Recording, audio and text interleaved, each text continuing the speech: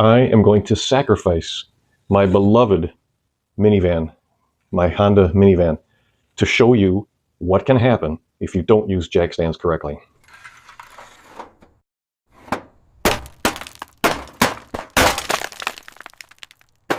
Well, obviously that little clip was AI. I'd never sacrifice my beloved minivan. We've been through way too much together. But what you saw could happen if jack stands aren't used the right way. Welcome, beloved half-ass viewers, to another half-ass video tip. In one of our last videos, we showed you how to use a piece of rubber on your jack stands to help protect your frame from getting scratched up and your unibody pinch points from getting collapsed. Now, this works just fine, but we had a lot of great suggestions from our viewers, and one of the things that was suggested was a product that is designed to do exactly the same thing, but it's bespoke. It's meant for that. Now, don't get us wrong. This works just fine. I've used this for years. Not a problem with this thing, but this might be better in many cases. So as you can see, it's got a pocket on the bottom, and it's meant to slip right over the jack stand, like so. Fits pretty good. Let's see how this works on my minivan. All right, we're underneath the old minivan.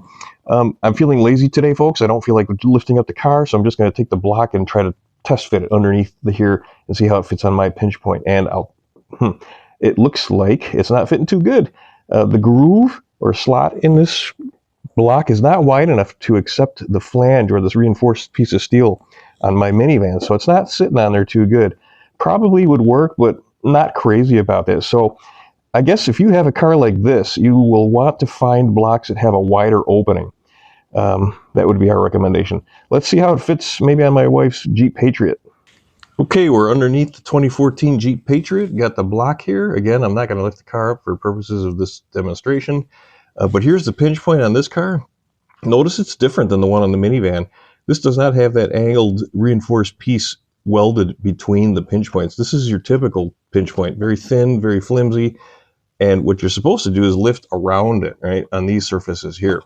This thing has a slot in it to clear the pinch weld, and it's supposed to have these pads rest on the car frame or unibody there, and it's rocking a bit. Seems like it might be sitting on this surface, but it's rocking that way. I don't know. It's probably better than nothing, but this seems like this slot's not deep enough on the pad for this car. So, maybe there's a different one out there that would be better suited.